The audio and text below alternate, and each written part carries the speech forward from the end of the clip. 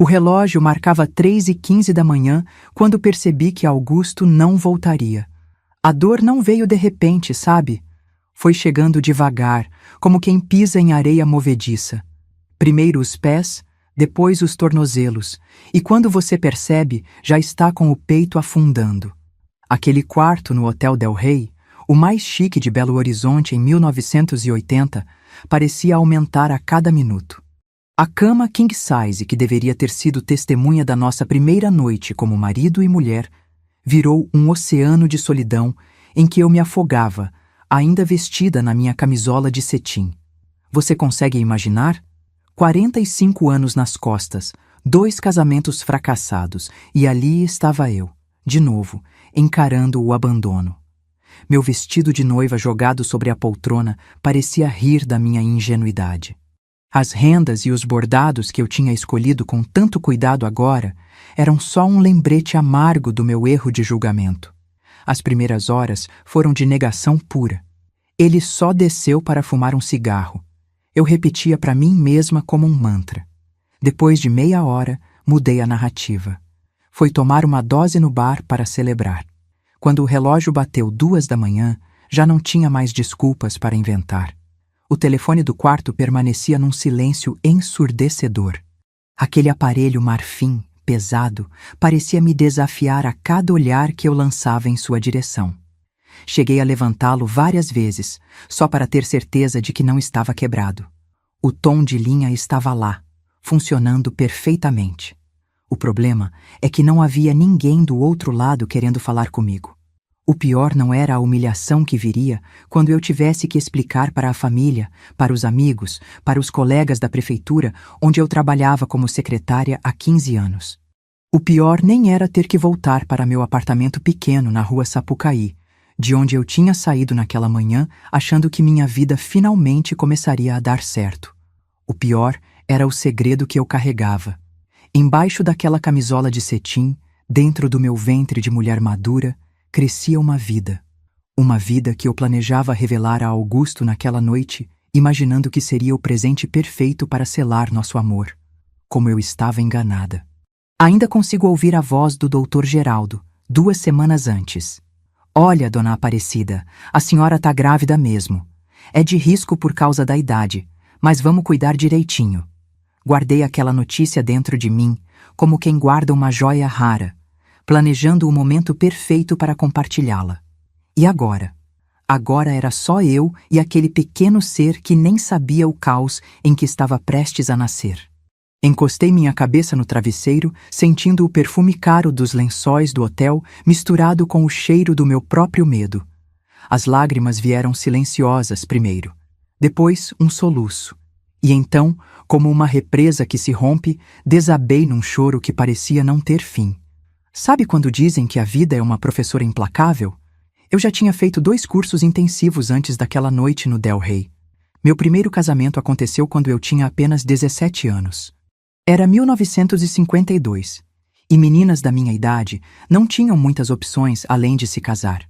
Arnaldo era 15 anos mais velho, um homem de respeito, segundo meu pai, com um emprego estável nos Correios. Uma segurança para o seu futuro, Cidinha. Mamãe repetia enquanto ajustava meu vestido simples de noiva. O que ninguém me contou é que segurança viria com um preço, ser tratada como uma mistura de empregada e criança incapaz. Arnaldo não levantava a mão para mim. Isso ele fazia questão de dizer para todo mundo, como se merecesse uma medalha por não me espancar. Mas suas palavras tinham o poder de cortar mais fundo que qualquer tapa. Você não sabe fazer nada direito, Aparecida. Esse arroz está empapado de novo. Por que você se arrumou assim? Quer parecer uma mulher da vida? Durante 7 anos, fui diminuindo, até quase desaparecer. Quando finalmente tive coragem de pedir o divórcio, em 1959, fui praticamente excomungada pela família. Uma mulher divorciada era quase uma leprosa social naquela época. Passei 5 anos sozinha, construindo minha independência tijolo por tijolo. Consegui o emprego na prefeitura. Aluguei meu primeiro apartamento, um quarto e sala minúsculo, mas que era só meu. Aprendi a existir sem pedir licença. Foi quando conheci Nivaldo, meu segundo marido. Ele parecia tão diferente do Arnaldo, alegre, carinhoso, cheio de planos. 3 meses de namoro e já estávamos casados.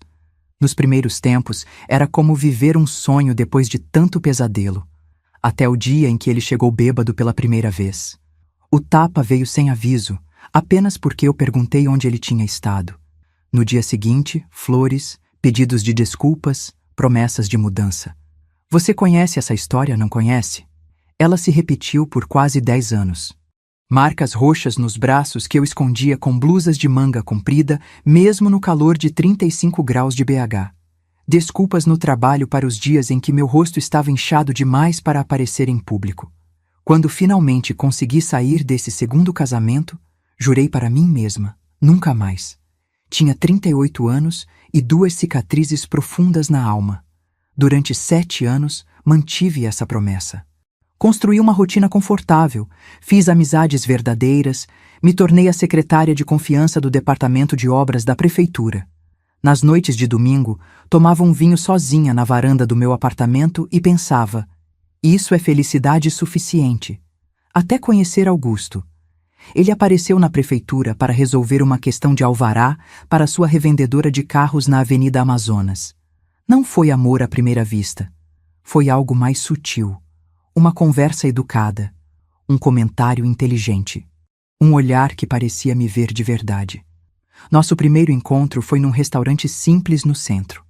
Augusto tinha 57 anos, cabelos grisalhos nas têmporas, uma postura de quem sabe seu lugar no mundo, nada de gestos grandiosos ou declarações exageradas. Apenas conversas honestas, respeito constante, pequenas gentilezas que foram reconstruindo minha confiança. Você é uma mulher extraordinária, Aparecida, ele me disse após 6 meses de namoro. Quero construir algo sólido com você. A pedra que ele colocou no meu dedo não era grande nem chamativa, mas representava uma promessa que parecia finalmente alcançável. A de um amor maduro, sem jogos, sem dor. Eu já não era mais uma menina sonhadora. Aos 45 anos, acreditava ter aprendido a ler nas entrelinhas, a identificar os sinais de alerta. Com Augusto não havia nenhum. Ou pelo menos, eu não conseguia enxergar. Ainda lembro das palavras da minha mãe quando contei que ia me casar pela 3ª vez. Menina, você já tem 45, não dá mais para ficar escolhendo. Como se eu tivesse alguma vez na vida tido o privilégio da escolha. Como se eu estivesse sendo exigente demais por querer apenas respeito e companheirismo. Naquela época, eu trabalhava com Glorinha, que se tornaria minha vizinha do 302. Foi ela quem organizou meu chá de panela surpresa com todas as colegas da prefeitura. Dessa vez vai dar certo, Cida, ela garantiu, enquanto me entregava um conjunto de toalhas bordadas à mão. Queria tanto acreditar nela. E acreditei. Por 2 anos de namoro, acreditei que finalmente havia encontrado um porto seguro. O despertador tocou às 7 da manhã. Não que fosse necessário. Eu não tinha dormido 1 minuto sequer. Meus olhos, inchados de tanto chorar, ardiam com a luz que entrava pelas frestas da cortina do hotel. Levantei-me como quem carrega o mundo nas costas. No banheiro de mármore luxuoso, evitei o espelho. Não precisava de um reflexo para me lembrar da humilhação. Tomei um banho demorado, como se a água pudesse lavar não apenas meu corpo, mas também a vergonha e a dor que me cobriam como uma segunda pele. Quando finalmente tive coragem de olhar para meu rosto, vi uma mulher que não reconheci de imediato. Havia uma dureza nova nos meus olhos, uma linha amarga nos cantos da boca. É assim que começa, pensei. É assim que se torna uma mulher amargurada. Vesti as mesmas roupas com que havia chegado ao hotel no dia anterior, guardei o vestido de noiva na capa protetora como quem enterra um sonho e coloquei a aliança no fundo da bolsa. Cada movimento era como pisar em cacos de vidro, mas eu os fazia com uma determinação mecânica. Na recepção, expliquei que precisava fechar a conta mais cedo.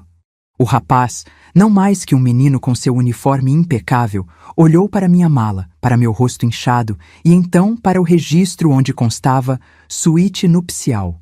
Seu olhar de pena quase me fez desabar novamente, mas engoli o choro como quem engole um remédio amargo. A senhora gostaria que chamássemos um táxi? Por favor. Aqueles minutos de espera no saguão foram uma eternidade. Cada pessoa que passava parecia olhar para mim e saber: a mulher abandonada, a noiva rejeitada. Aqui não foi suficiente. Eu queria me tornar invisível, me dissolver no ar como a fumaça dos cigarros que os hóspedes fumavam despreocupadamente. O trajeto de volta para meu apartamento na rua Sapucaí foi feito em silêncio. O motorista tentou puxar conversa 2 ou 3 vezes, mas meus monossílabos o desestimularam. Pela janela do carro, Belo Horizonte parecia diferente, como se a cidade inteira tivesse mudado durante a noite. Ou talvez fosse eu quem estivesse vendo tudo com outros olhos. Entrei no meu prédio pela porta dos fundos, rezando para não encontrar ninguém. Arrastei minha mala pelos degraus, recusando-me a usar o elevador onde poderia ficar presa com algum vizinho curioso. No corredor do 3º andar, quase consegui chegar à minha porta sem ser notada. Cida? É você mesmo? A voz de Glorinha me alcançou como um laço. Me virei lentamente, tentando compor uma expressão que não denunciasse o tsunami que me destruía por dentro. Ué, mas já voltou da lua de mel? Cadê o Augusto? As palavras ficaram presas na minha garganta. Como explicar? Como dizer em voz alta que o homem com quem me casei há menos de 24 horas tinha desaparecido sem deixar rastros? Ele não está comigo. Glorinha se aproximou, seu rosto redondo e bondoso marcado pela confusão e depois pela compreensão. Sem dizer mais nada, pegou a chave da minha mão trêmula, abriu minha porta e me conduziu para dentro como quem guia uma criança perdida. Vou fazer um café bem forte para nós. A gente conversa depois, se você quiser. Foi só quando ela disse isso que percebi. Eu precisaria explicar. Não apenas para Glorinha, mas para todos. Para minha família, para meus colegas de trabalho, para os amigos que haviam estado na cerimônia simples, mas elegante, que tínhamos realizado na capela do Colégio Santo Agostinho. O peso dessa realização quase me derrubou ali mesmo, no meio da sala. Glorinha, consegui dizer, minha voz embargada. Por favor, não conta para ninguém o que aconteceu. Pelo menos não agora. Ela assentiu, seus olhos cheios de uma compaixão que me doía quase tanto quanto o abandono. Pode deixar, Cida. Não vou falar nada. Mas nós duas sabíamos a verdade. Em Belo Horizonte, especialmente nos anos 80, as notícias corriam mais rápido que o Ribeirão Arrudas em dia de chuva. Seria apenas questão de tempo até todos saberem. E enquanto o café passava, enchendo o meu pequeno apartamento com seu aroma familiar, me permiti pensar no que ninguém ainda sabia, no segredo que crescia dentro de mim, na vida que eu agora teria que proteger sozinha. Como eu explicaria a uma criança que seu pai nos abandonou antes mesmo de saber que ela existia? Como eu enfrentaria os olhares de julgamento, os cochichos maldosos, as portas que se fechariam para uma mulher grávida e largada? E mais importante, como eu sobreviveria a essa dor que parecia grande demais para caber dentro do meu peito? Coloquei a mão sobre meu ventre ainda liso, sentindo uma mistura de terror e determinação. Não era mais apenas por mim que eu precisava ser forte agora. Nós vamos ficar bem, sussurrei para aquela vida minúscula que ainda não podia me ouvir. De alguma forma, nós vamos ficar bem. A primeira semana após o abandono passou como um pesadelo em câmera lenta. Eu me arrastava pelo apartamento como uma sombra, incapaz de comer mais que algumas colheradas de canjica que Glorinha insistia em trazer. O telefone tocava, mas eu não atendia. Algumas vezes reconheci a voz da minha mãe na secretária eletrônica, perguntando como tinha sido a lua de mel. Outras vezes eram colegas da prefeitura, confusos com minha ausência prolongada sem aviso. Cada toque daquele aparelho era como uma facada. Eu sabia que uma hora teria que responder, teria que explicar. Mas não conseguia reunir forças nem para ensaiar o que diria. No 8º dia, acordei com batidas firmes na porta. Não era Glorinha. Ela tinha uma batida mais suave, quase tímida. Estas eram determinadas, insistentes. Aparecida, abre essa porta. Eu sei que você tá aí dentro. A voz da minha irmã Dolores atravessou a madeira e atingiu meu coração como um raio de luz atravessa a escuridão. Minha caçula, 10 anos mais nova, sempre foi o oposto do seu nome. Nada de dores, só alegria e determinação. Abri a porta sem forças para resistir. Dolores entrou como um vendaval, carregando 2 malas grandes e uma expressão que misturava preocupação e resolução. Jesus amado, olha o estado de você, ela exclamou, colocando as mãos em meus ombros e me examinando de cima a baixo. Tá parecendo um fantasma, Cida. Não consegui responder. As lágrimas, que eu achava já terem secado depois de dias de choro ininterrupto, voltaram com força total.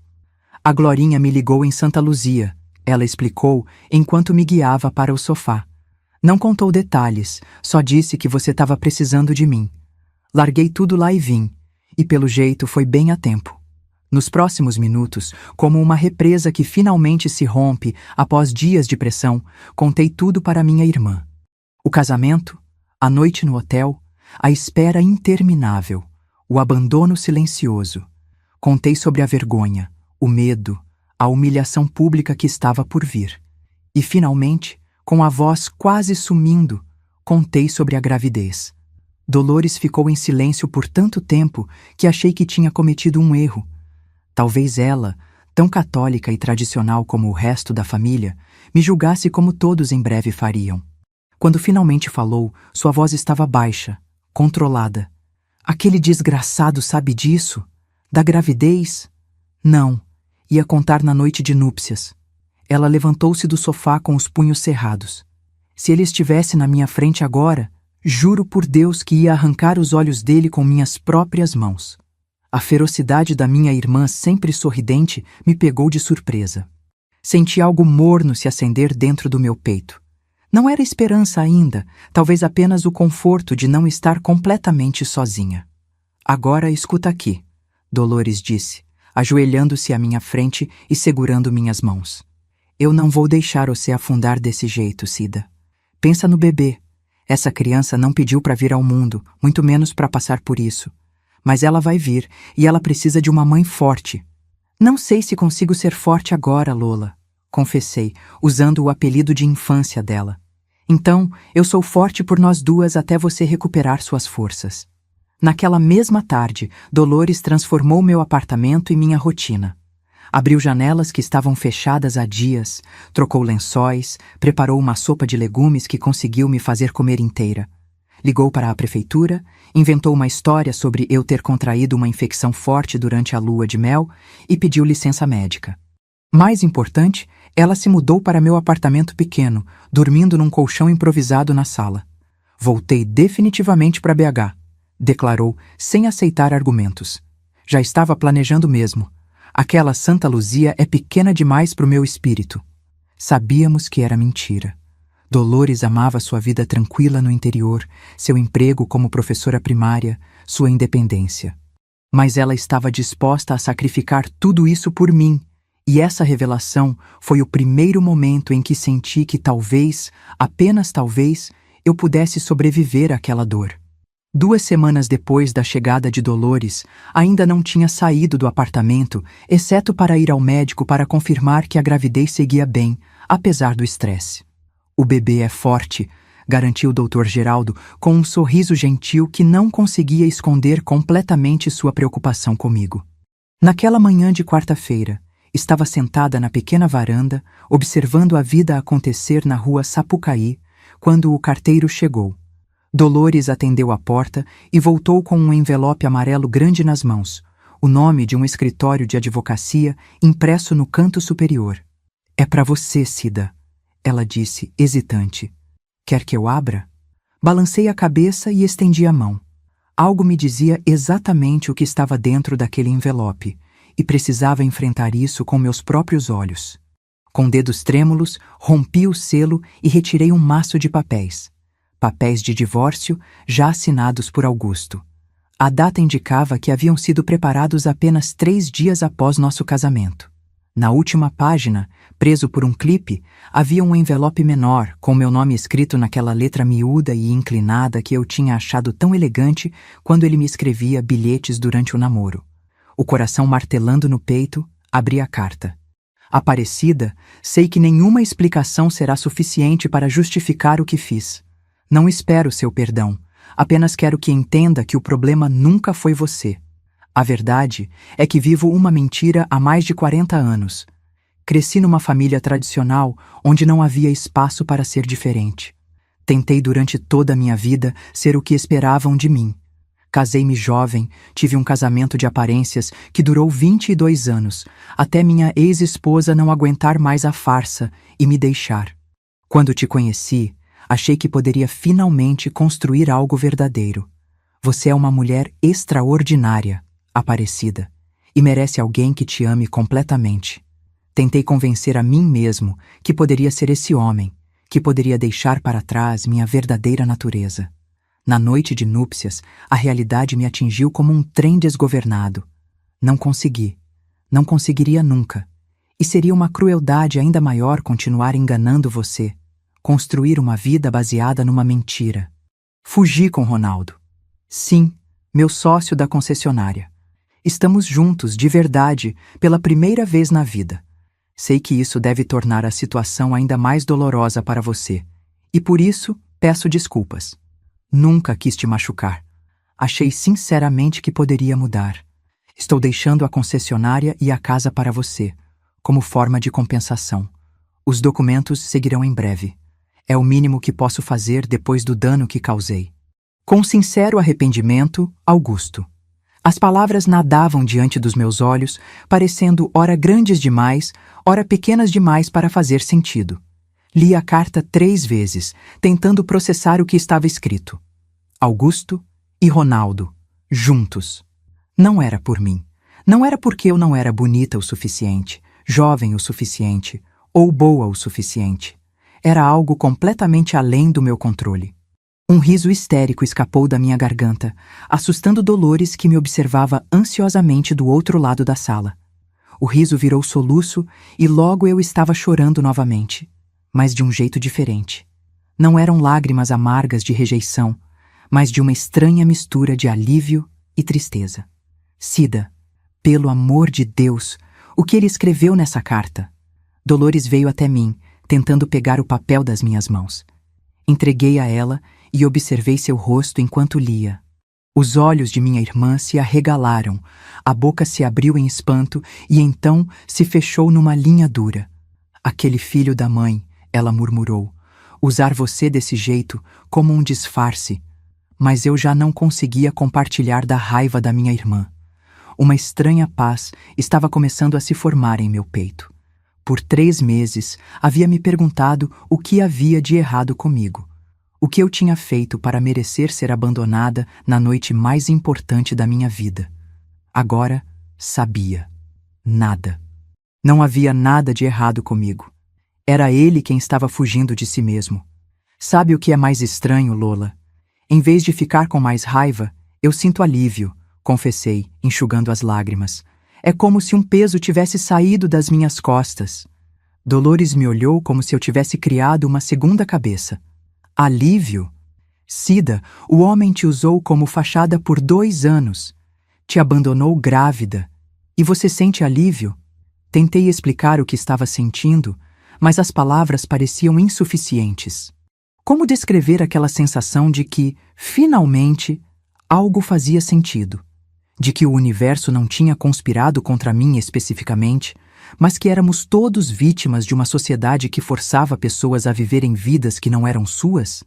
Ele está oferecendo a concessionária e a casa, Dolores disse, relendo a carta. Pelo menos isso. Dinheiro não vai consertar o que ele fez, mas vai ajudar com o bebê. Naquele momento, algo estalou dentro de mim. O bebê. Meu bebê. Não era mais o bebê do Augusto, ou o bebê do casamento fracassado. Era meu filho ou filha, e apenas meu. Uma vida pela qual eu seria responsável, que dependeria inteiramente de mim para crescer e florescer. Não quero nada dele, disse, surpreendendo a mim mesma com a firmeza na minha voz. Nem a concessionária, nem a casa. Nada. Mas, Cida, seja razoável. Com um bebê a caminho... Não, Lola. Se aceitar essas coisas, vou me sentir comprada.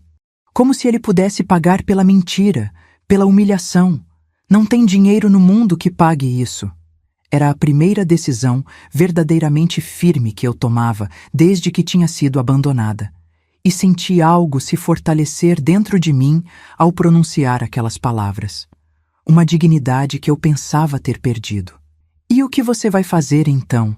Dolores perguntou, preocupação evidente em sua voz. Levantei-me da cadeira, caminhei até a janela e olhei para a cidade que se estendia lá embaixo. Belo horizonte, com seus altos e baixos, suas ladeiras, seus contrastes.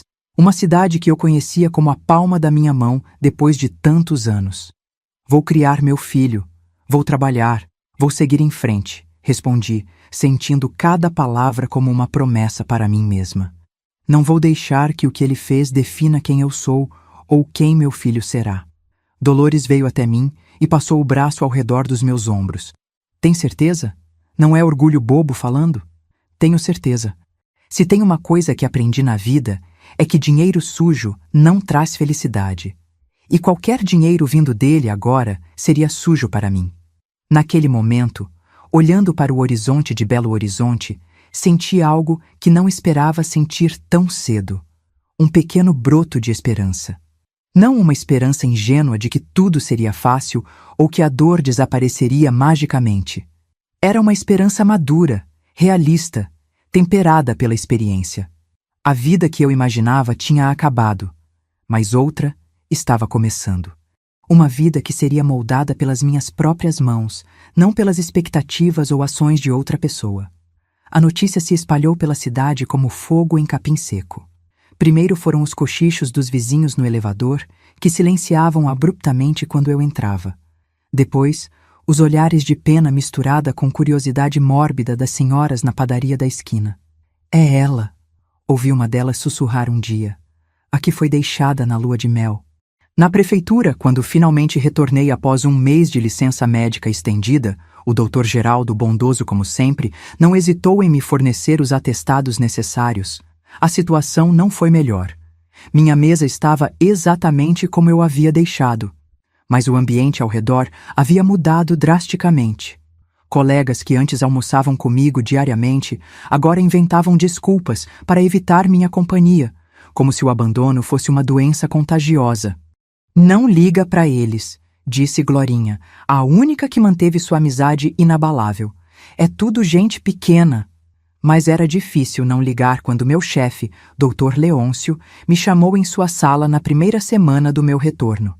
Dona Aparecida, ele começou, obviamente desconfortável, evitando meu olhar. Precisamos discutir sua situação.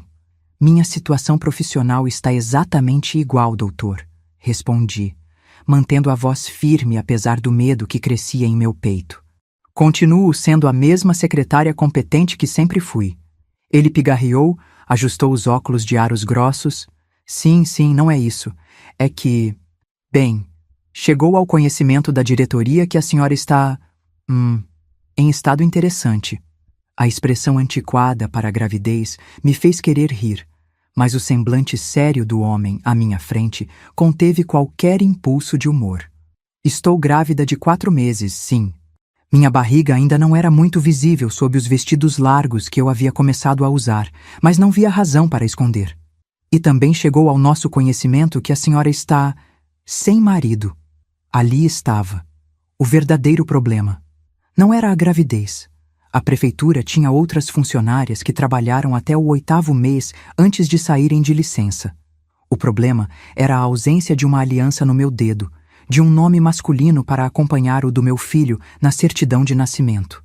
O que exatamente o senhor está querendo dizer, Dr. Leôncio? Perguntei, embora já soubesse a resposta. A prefeitura tem uma imagem a zelar, Dona Aparecida.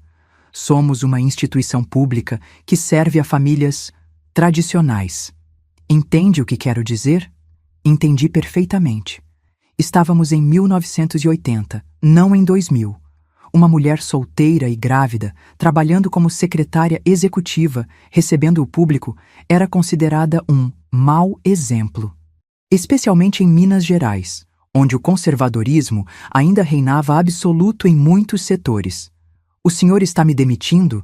As palavras saíram mais baixas do que eu pretendia. Dr. Leôncio teve pelo menos a decência de parecer constrangido. Estamos oferecendo um acordo. Uma transferência para o arquivo morto até a senhora dar à luz, e depois, uma carta de recomendação para outra posição, talvez. O arquivo morto. O departamento subterrâneo, sem janelas, onde documentos antigos eram catalogados e depois esquecidos. Um lugar para esconder as vergonhas da instituição, e aparentemente, agora eu era uma delas. Saí do escritório dele com as pernas bambas. 15 anos de serviço impecável, de horas extras não pagas, de dedicação absoluta, e era assim que terminava. Não com uma demissão direta. Isso geraria problemas legais, mas com um exílio interno que tornaria meus dias tão miseráveis que eu mesma pediria para sair. Foi Dolores quem me encontrou chorando na escada de incêndio do prédio, longe dos olhares curiosos. Ela havia conseguido um emprego como professora substituta numa escola próxima e frequentemente me encontrava para almoçarmos juntas. Eles não podem fazer isso, Cida, ela exclamou indignada, depois que expliquei a situação. É discriminação, é ilegal. Eles podem e estão fazendo, respondi, enxugando as lágrimas. E tecnicamente não é ilegal. Não estão me demitindo por estar grávida e solteira. Estão me transferindo. Vamos procurar um advogado. O Túlio, lembra dele? Filho da dona Eulália da mercearia? Ele se formou em direito, pode nos ajudar. Mas eu sabia que seria uma batalha perdida. Mesmo que conseguíssemos provar a discriminação, o processo se arrastaria por anos, custaria dinheiro que eu não tinha, e no final, mesmo que ganhasse, eu seria vista como aquela que processou a prefeitura. Nenhuma porta se abriria para mim depois disso. Não, Lola. Vou aceitar a transferência por enquanto. Preciso desse emprego, pelo menos até o bebê nascer. Naquela noite, sentada na pequena varanda do meu apartamento, coloquei todas as consequências em perspectiva. Em menos de 4 meses, havia perdido meu marido, minha dignidade aos olhos da sociedade e agora, efetivamente, minha carreira. O que mais o destino poderia tirar de mim? Como se respondesse à minha pergunta não formulada, senti uma fisgada aguda no ventre. Uma dor tão súbita e intensa que quase me fez dobrar ao meio. Dolores! Gritei, o pânico subindo pela minha garganta. Dolores, algo está errado com o bebê. É normal, garantiu o doutor. Geraldo, após me examinar na emergência do Hospital Felício Roxo. São apenas contrações de Braxton Hicks. O corpo se preparando para o parto, mas ainda falta muito tempo. O alívio que senti foi tão intenso que comecei a chorar novamente. A ideia de perder aquele bebê, a única coisa que ainda me ligava a um futuro que valia a pena lutar, era insuportável. Mas vocês precisam tomar cuidado com o estresse, continuou o médico, ajustando os óculos e olhando severamente para mim e Dolores. Gravidez aos 45 anos já é de risco por si só. Com estresse adicional, o risco aumenta consideravelmente. Como evitar o estresse quando minha vida estava desmoronando ao meu redor? Quis perguntar, mas apenas assenti, prometendo me cuidar melhor. Nas semanas seguintes, me adaptei à vida no arquivo morto da prefeitura. As horas se arrastavam enquanto eu catalogava documentos cobertos de poeira, em uma sala sem janelas, iluminada apenas por lâmpadas fluorescentes que zumbiam irritantemente o dia todo. Minha única companhia era o Sr. Adelino, um senhor de quase 70 anos que trabalhava ali há tanto tempo que parecia ter se tornado parte do mobiliário. A senhora não devia estar aqui, ele me disse certo dia, observando minha barriga, que começava a ficar mais visível. Esse lugar não é bom para uma mulher no seu estado. Sua preocupação genuína me tocou profundamente. Em um mundo que parecia determinado a me julgar e punir, aquele senhor de poucas palavras oferecia compaixão sem perguntas. Estou bem, Sr. Adelino. É temporário. Tudo na vida é temporário, Dona Aparecida. O problema é quanto tempo o temporário dura. Suas palavras filosóficas ficaram comigo, ecoando em minha mente durante os trajetos de ônibus entre o trabalho e o apartamento. Quanto tempo? Quanto tempo duraria aquela fase difícil da minha vida? Quanto tempo até que eu pudesse levantar a cabeça sem sentir o peso do julgamento alheio? O isolamento no trabalho era apenas uma parte do desafio. Na vida social, o abandono foi quase completo. Convites para aniversários, batizados ou simples cafés da tarde deixaram de existir. As mesmas pessoas que haviam comparecido ao meu casamento agora cruzavam a rua para evitar encontrar comigo. É como se eu tivesse lepra, comentei com Dolores uma noite, enquanto tentávamos montar um berço comprado de segunda mão. Como se ser abandonada e estar grávida fosse contagioso. As pessoas têm medo do que não entendem, minha irmã respondeu, lutando com um parafuso particularmente teimoso. E mais medo ainda do que poderia acontecer com elas mesmas. Como assim? Pensa bem, Cida. Aquelas mulheres casadas que te evitam, no fundo, estão morrendo de medo de que aconteça o mesmo com elas. De que um dia o marido possa sumir, deixando-as sozinhas. Ver você lembra a elas que ninguém está imune à desgraça. A perspectiva de Dolores me deu o que pensar. Será que era isso? Não apenas julgamento, mas medo? Medo de que o destino não escolhe suas vítimas com base em mérito ou comportamento, mas atinge aleatoriamente, sem aviso? Enquanto refletia sobre isso, outra questão começou a me atormentar. Como eu sustentaria meu filho depois que ele nascesse? O salário reduzido que recebia no arquivo morto mal dava para as despesas básicas, mesmo dividindo o aluguel com Dolores. E quando a criança chegasse, haveria fraldas, leite em pó, roupas, médicos. Comecei a procurar alternativas discretamente. À noite, depois do expediente, fazia trabalhos de datilografia para estudantes de direito da UFMG. Nos fins de semana, vendia bolos caseiros que Dolores e eu preparávamos na sexta à noite. Eram pequenos rendimentos, mas cada cruzeiro contava.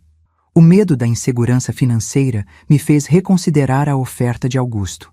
Talvez eu devesse aceitar a concessionária, ou pelo menos a casa. Seria o suficiente para garantir conforto para meu filho. Quando mencionei isso a Dolores, ela me olhou com uma mistura de alívio e preocupação. Sei que você quer ser independente, Cida, mas não tem nada de errado em aceitar o que é por direito seu e do bebê. Não sei se é por direito. Ele me ofereceu como compensação, não como obrigação. E você acha que isso não é obrigação dele? Deixar uma mulher grávida sem nenhum apoio? A discussão foi interrompida pelo toque do telefone. Eram quase 10 da noite, horário em que raramente recebíamos chamadas. Atendi com o coração acelerado, temendo más notícias. Alô? É a Aparecida? Uma voz feminina, desconhecida, soou do outro lado. Sim, é ela. Aqui é a Marilda, ex-esposa do Ronaldo. Meu coração parou por um segundo. Ronaldo. O nome que eu tinha tentado não pensar nos últimos meses. O homem que havia roubado meu marido, que agora estava com ele em algum lugar, vivendo a vida que eu deveria estar vivendo. Como conseguiu meu número? Foi a única pergunta que consegui formular. BH é pequena, Aparecida, especialmente quando se quer muito encontrar alguém. Uma pausa. Precisamos conversar, pessoalmente. Não sei se é uma boa ideia, respondi, segurando o telefone com tanta força que meus dedos doeram. O que temos para conversar? Mais do que você imagina, Marilda respondeu, sua voz suave, mas determinada. Olha, estou no Mercado Central amanhã às 10, no bolão. Se você vier, bem. Se não vier, eu entendo também. Desliguei sentindo como se o chão tivesse desaparecido sob meus pés.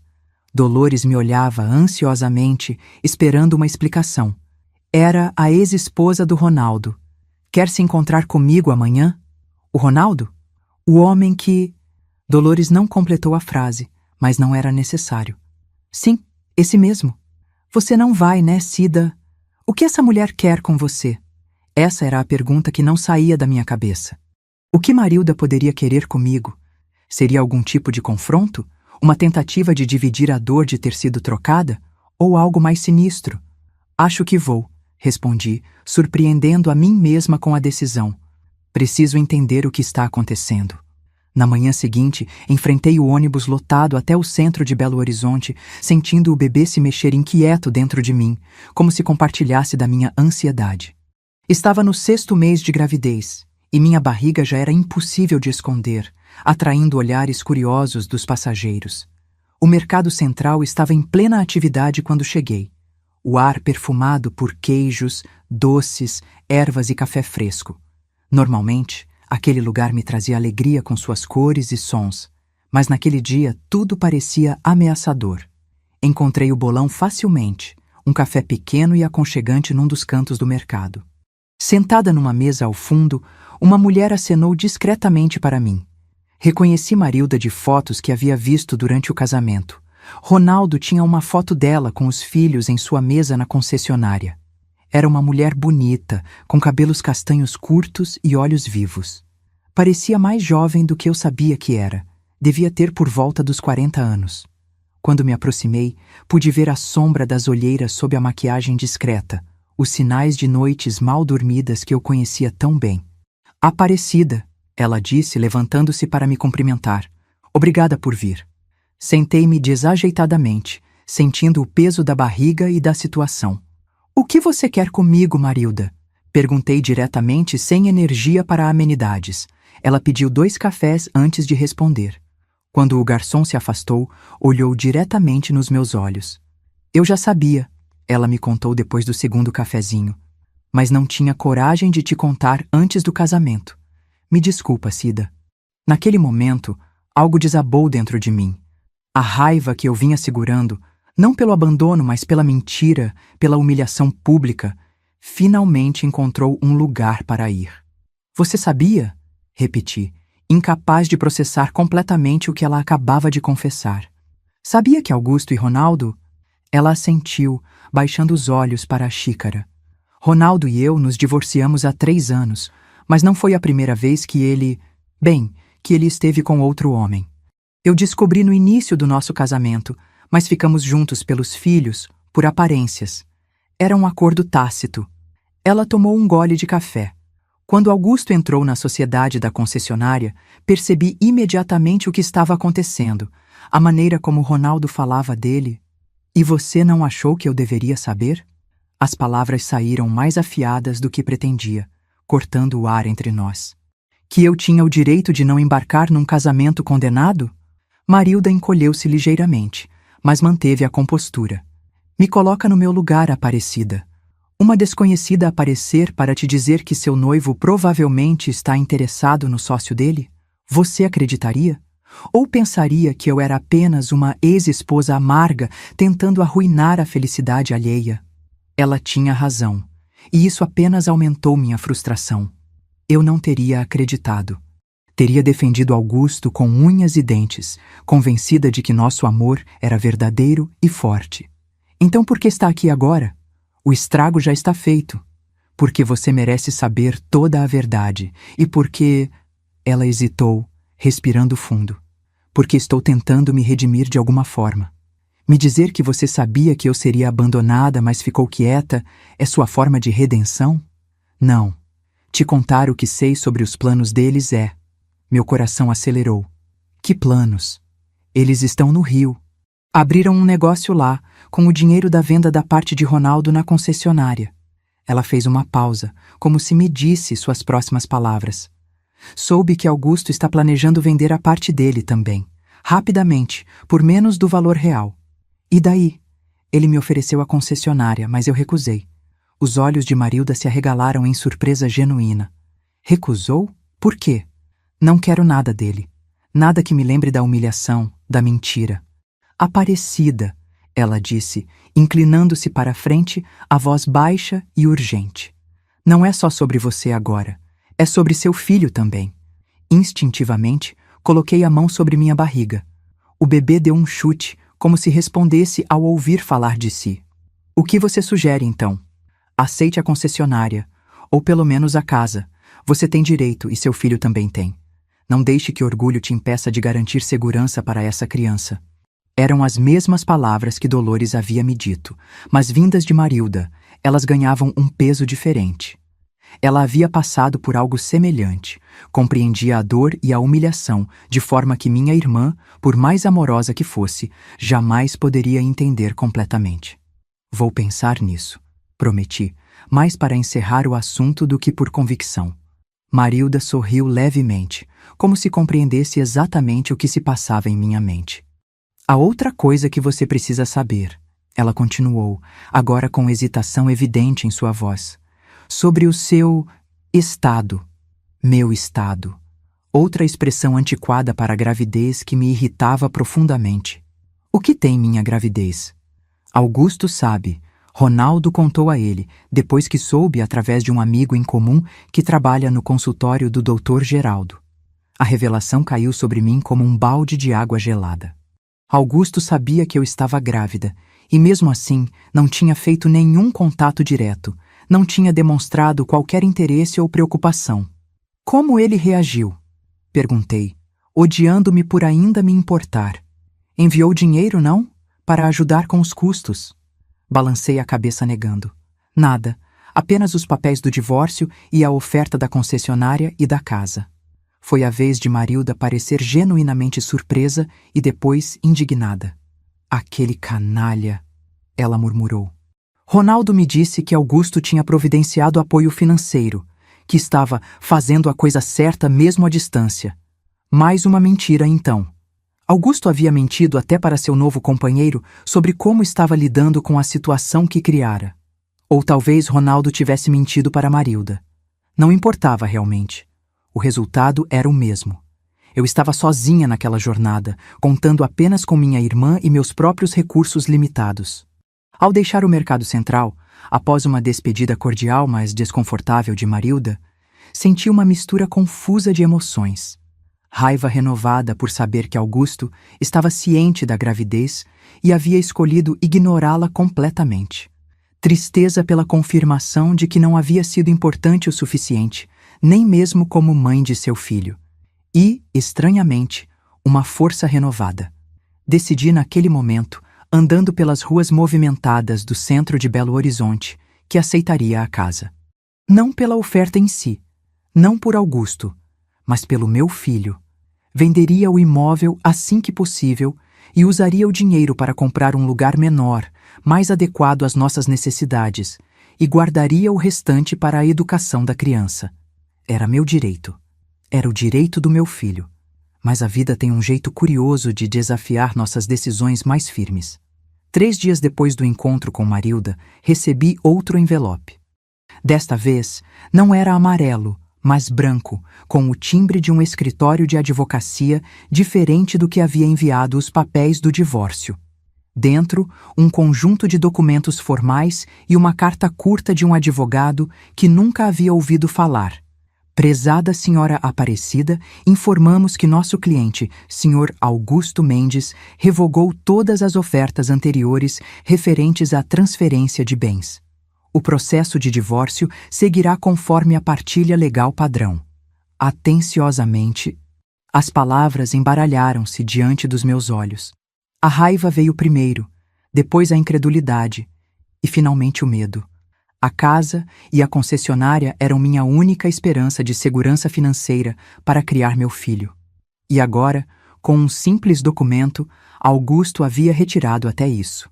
Ele não pode fazer isso, insistiu Dolores, lendo e relendo a carta como se pudesse mudar seu conteúdo pela força de vontade. Foi uma promessa formal. Deve ter algum valor legal. A promessa estava apenas na carta pessoal, não nos documentos legais, expliquei, com uma calma que não sentia.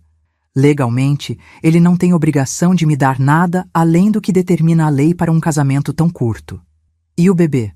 Ele não tem responsabilidade nenhuma? Ele teria, se reconhecesse a paternidade. Mas para isso, precisaríamos entrar com um processo de investigação de paternidade, fazer exame de DNA quando a criança nascer. Então é isso que vamos fazer, Dolores exclamou determinada. Mas eu não tinha certeza se queria seguir esse caminho. A ideia de arrastar meu filho para um processo legal, de forçar um vínculo com um homem que claramente não queria nenhuma conexão conosco, parecia errada de alguma forma. Naquela noite, não dormi. Fiquei acordada sentindo meu bebê se mexer, conversando silenciosamente com ele ou ela. Eu havia optado por não saber o sexo, tentando encontrar uma resposta que fizesse sentido. De manhã, tomei minha decisão. Não lutaria pelos bens de Augusto. Não envolveria meu filho em batalhas legais. Encontraria outro caminho, custasse o que custasse. A oportunidade veio de uma fonte inesperada. Senhor Adelino, meu silencioso companheiro no arquivo morto, abordou-me durante o almoço na pequena copa. Dona Aparecida, a senhora sabe datilografar bem, não é? Sim, trabalho com isso há anos. E tem boa ortografia. Conhecimento de gramática. Digamos que sim, respondi, intrigada com o rumo da conversa. Por quê? Minha filha trabalha numa editora pequena, a Claridade. Eles estão precisando de alguém para revisar manuscritos. Trabalho que pode ser feito em casa, sabe? A pessoa leva os originais, corrige, devolve. Meu coração acelerou com a possibilidade. Um trabalho que eu poderia fazer em casa, após o nascimento do bebê, sem depender do emprego na prefeitura que, de qualquer forma, provavelmente perderia em breve. O senhor acha que eu teria chance? Com certeza. Vou falar com a Lucinha hoje mesmo. Se a senhora quiser, claro. Aquela pequena faísca de esperança foi suficiente para me dar forças para enfrentar os dias seguintes. Uma semana depois, estava sentada na sala modesta da editora Claridade, conversando com Lucinha, uma mulher de cerca de 30 anos, com olhos gentis por trás de óculos grossos. Papai falou muito bem da senhora, ela disse, após me explicar o trabalho. E pelo teste que fez aqui, vejo que tem o olhar afiado que precisamos. Quando pode começar? Imediatamente, respondi sem hesitar. O trabalho pagava por página revisada. Não era muito, mas somado ao que eu ainda recebia na prefeitura, ajudaria a compor uma renda minimamente digna. Mais importante, era algo que eu poderia continuar fazendo após o parto, quando o bebê estivesse dormindo. Nos 2 meses seguintes, desenvolvi uma rotina exaustiva. Trabalhava no arquivo morto durante o dia, revisava manuscritos à noite, às vezes até a madrugada. Meus olhos ardiam. Minhas costas doíam com o peso da gravidez avançada, mas havia uma satisfação profunda em cada página concluída, em cada cruzeiro guardado para o futuro do meu filho. Dolores me ajudava como podia, assumindo mais tarefas domésticas, massageando meus pés inchados à noite, incentivando-me quando o cansaço parecia insuportável. Você é a pessoa mais forte que conheço, Cida, ela me dizia. Essa criança tem sorte de ter você como mãe. No 8º mês, aconteceu o inevitável. Dr. Leôncio me chamou novamente em sua sala. Dona Aparecida, a senhora precisa entrar em licença maternidade agora. Seu estado já está... Ele gesticulou vagamente para minha barriga enorme, avançado demais para continuar trabalhando. Mas, doutor, ainda tenho algumas semanas antes da data prevista. E preciso desse salário. Ele pigarreou, desconfortável como sempre ao tratar comigo. São ordens de cima, entende? Já fiz vista grossa por tempo demais. Saí da prefeitura naquele dia sabendo que provavelmente nunca mais voltaria. A licença maternidade era meu direito, mas tinha certeza de que encontrariam uma forma de me dispensar depois. Fui embora sem me despedir de ninguém, exceto do Sr. Adelino, a quem agradeci novamente pela oportunidade da editora. A senhora vai se sair bem, ele disse, com uma confiança que eu queria muito compartilhar. Tem fibra. Em casa, intensifiquei o trabalho com os manuscritos, aceitando mais volumes do que conseguia revisar confortavelmente. Dormia apenas 4 ou 5 horas por noite, ignorando os protestos de Dolores e os conselhos do Dr. Geraldo para descansar mais. Esse bebê vai nascer revisando textos, brincou Lucinha certa vez, quando fui à editora entregar um lote de trabalhos. Nunca vi ninguém com tanta dedicação.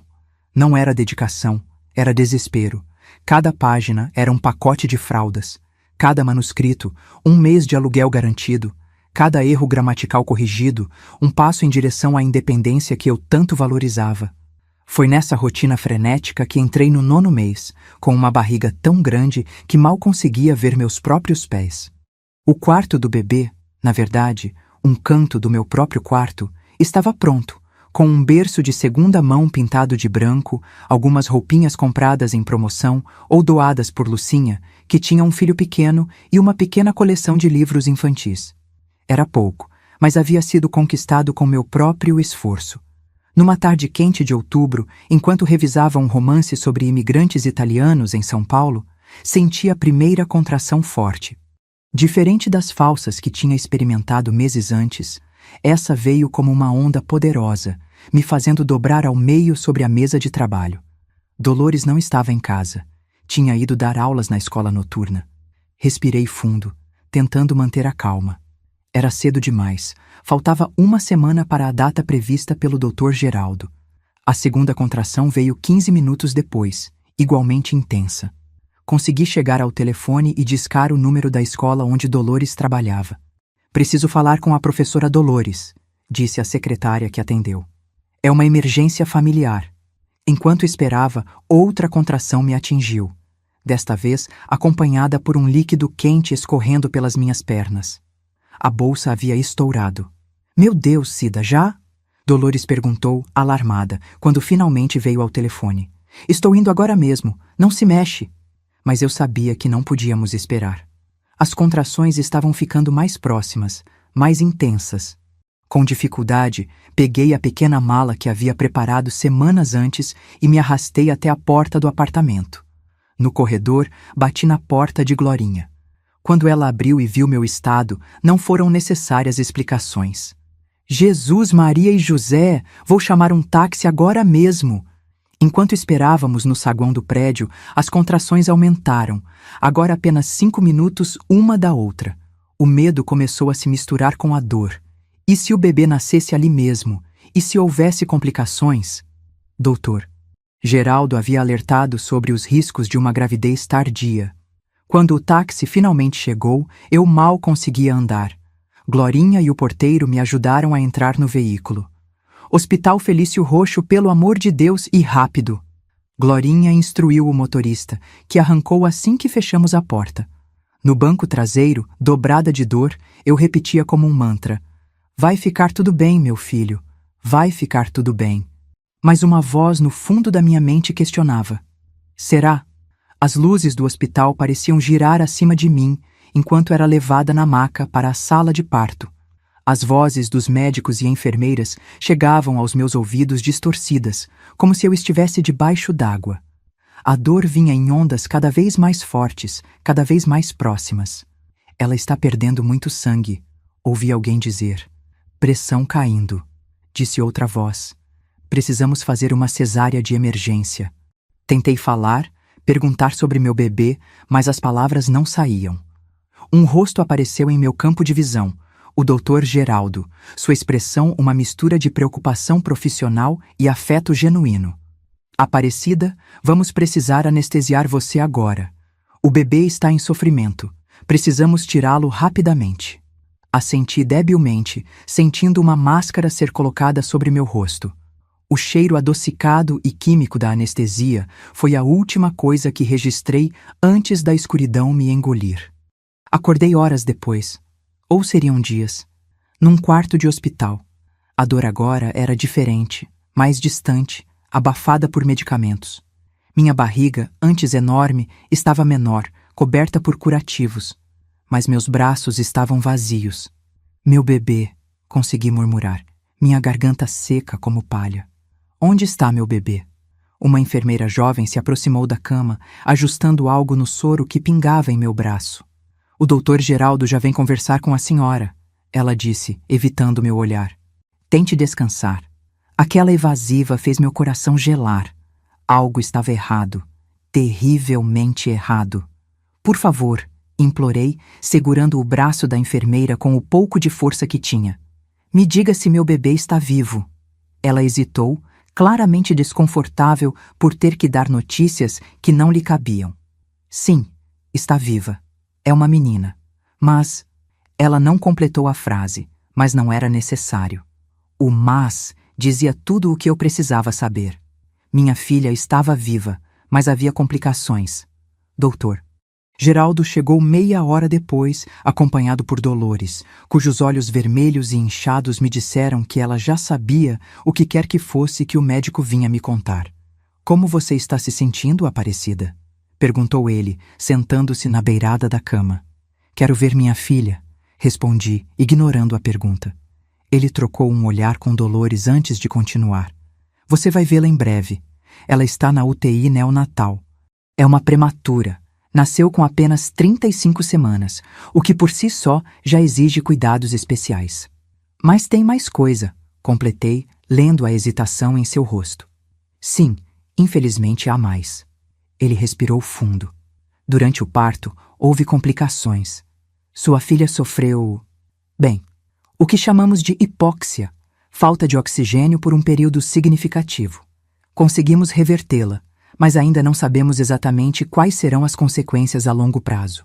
Consequências. A palavra ficou suspensa no ar como uma sentença. Eu a encarei, tentando processar seu significado, suas implicações. Que tipo de consequências? Perguntei, a voz trêmula. É cedo para dizer com certeza. Pode haver atrasos no desenvolvimento, problemas motores, cognitivos, ou pode não haver nada. Algumas crianças se recuperam completamente. Só o tempo dirá. Fechei os olhos, tentando absorver o golpe. Tudo pelo que eu havia lutado nos últimos meses, a segurança financeira, o trabalho extra, os planos cuidadosamente traçados, tudo parecia agora insuficiente diante desse novo desafio. Quando posso vê-la? Perguntei finalmente. Assim que você estiver forte o suficiente para se sentar numa cadeira de rodas, respondeu o Dr. Geraldo. Talvez amanhã. Ela é pequena, apenas 2,1 quilos, e está numa incubadora, mas é uma lutadora. Como ela é? A pergunta saiu quase num sussurro. Foi Dolores quem respondeu, vindo para o meu lado e pegando minha mão. Ela é linda, Cida. Tem cabelinhos pretos, muitos cabelinhos, e as mãos... Você precisa ver, são tão pequeninas e perfeitas, parece uma bonequinha. O nó em minha garganta cresceu, tornando impossível falar. Minha filha estava lutando pela vida, enquanto eu estava ali, deitada, incapaz de fazer qualquer coisa por ela. Tem outra coisa que preciso te perguntar, disse Dr. Geraldo, após um momento de silêncio. O nome. Precisamos registrá-la. Você já tinha escolhido? Não tinha. Na verdade, havia evitado deliberadamente escolher um nome, como se nomear a criança tornasse real demais a responsabilidade que eu enfrentaria sozinha. Agora, diante da possibilidade de perdê-la, a ideia de não ter dado nem mesmo um nome à minha filha parecia uma falha imperdoável. Esperança, disse, surpreendendo a mim mesma. O nome dela é Esperança. Dr. Geraldo franziu a testa, surpreso. É um nome incomum. É o que ela representa para mim, respondi, com uma certeza que não sentia há muito tempo. É o que ela precisa ter agora. Na manhã seguinte, uma enfermeira mais velha e gentil me ajudou a sentar numa cadeira de rodas e me levou para a UTI neonatal. O trajeto pelos corredores do hospital parecia interminável, cada metro aumentando minha ansiedade. A UTI era um mundo à parte, silenciosa, exceto pelos bips constantes dos monitores, iluminada por luzes suaves, habitada por incubadoras onde pequenas vidas lutavam suas primeiras batalhas. Ali, a enfermeira apontou, guiando minha cadeira para uma incubadora próxima à parede. E então eu a vi, minúscula, fragilíssima, conectada a tubos e fios que pareciam grandes demais para seu corpinho. A pele ainda avermelhada, os olhos fechados, o peito subindo e descendo em respirações rápidas e superficiais. Minha filha, sussurrei, colocando a mão na parede de acrílico que nos separava. Minha esperança. Como se tivesse ouvido, ela abriu os olhos, escuros, indecifráveis, e pareceu olhar diretamente para mim. Foi apenas um instante antes que eles se fechassem novamente. Mas aquele breve contato acendeu algo dentro de mim que eu não sabia que ainda existia. Uma determinação feroz, primitiva. Naquele momento, fiz uma promessa silenciosa à minha filha e a mim mesma. Não importava quais fossem os desafios que enfrentaríamos, financeiros, médicos, sociais. Eu encontraria forças para superá-los. Não permitiria que minha esperança crescesse sentindo-se menos amada ou menos capaz por causa das circunstâncias de seu nascimento. Eu vou estar aqui, prometi, as palavras mal audíveis. Não vou a lugar nenhum. Vamos enfrentar isso juntas. Os dias seguintes foram um borrão de visitas à UTI, conversas com médicos, noites insones e preocupações constantes. Esperança estava estável, mas frágil. Cada pequeno progresso, ganhar alguns gramas, respirar um pouco mais por conta própria, era celebrado como uma grande vitória. Uma semana após o parto, recebi alta, mas me recusei a voltar para casa. Passei a dormir numa poltrona na sala de espera da UTI, saindo apenas para tomar banho no vestiário dos funcionários, uma concessão especial que uma enfermeira compadecida havia me permitido. Dolores vinha todos os dias, trazendo roupas limpas, alguma comida caseira e notícias do mundo exterior. Foi ela quem me contou que Glorinha estava cuidando dos manuscritos que eu havia deixado inacabados, explicando a situação a Lucinha, que prometeu guardar os trabalhos para quando eu pudesse retomá-los.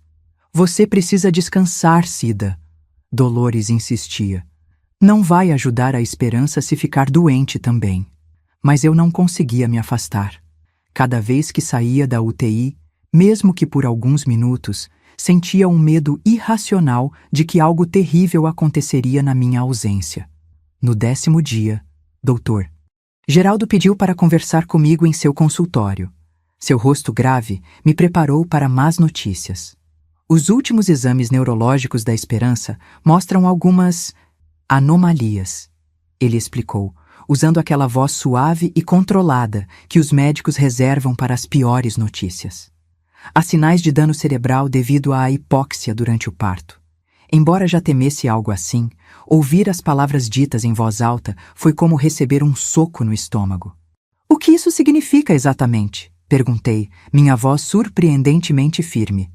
É difícil prever com certeza. Ela pode ter atrasos no desenvolvimento, dificuldades de aprendizagem, problemas motores, ou pode surpreender a todos nós e superar grande parte dessas limitações. Ela vai poder levar uma vida normal? Ir à escola, ter amigos, ser independente um dia? Dr. Geraldo hesitou, e aquela hesitação disse mais que qualquer palavra poderia. Honestamente, não posso prometer isso, Aparecida. O caminho será mais desafiador para ela do que para outras crianças. Assenti, absorvendo o golpe sem desmoronar. Parte de mim já sabia.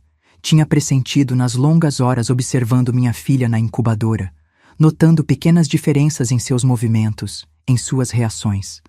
O que podemos fazer para ajudá-la? Estimulação precoce, fisioterapia, acompanhamento constante com especialistas. Ele fez uma pausa. Tudo isso tem custos, Aparecida.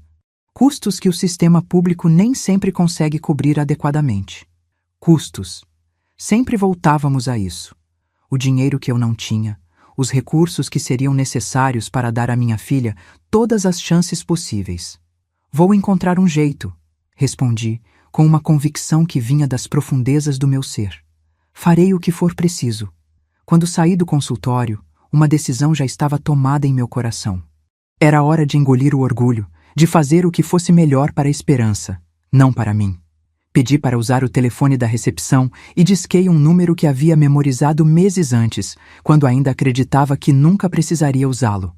Escritório do Dr. Mendonça, atendeu uma voz feminina. Gostaria de falar com o advogado, por favor. Diga que é Aparecida Ramos, sobre o caso do Sr. Augusto Mendes. Você acompanhou até aqui minha jornada de abandono e resistência. Da noite em que Augusto me deixou sozinha no hotel, grávida e sem respostas, até este momento em que finalmente decidi lutar, não por mim, mas pela Esperança. Depois de meses carregando o peso do silêncio, da solidão e do medo de não poder dar à minha filha o futuro que ela merece, fiz uma escolha: enfrentar a justiça, a sociedade e até o próprio Augusto. Mas a pergunta que ainda ecoa é: será que um documento assinado pode reparar o vazio de uma ausência? Se quiser descobrir como transformei minha dor em força, como desafiei um sistema que não enxerga mulheres como eu, e como uma mãe solteira em 1980 conseguiu reescrever sua história contra todas as probabilidades, não perca a parte 2 clicando nesse card acima.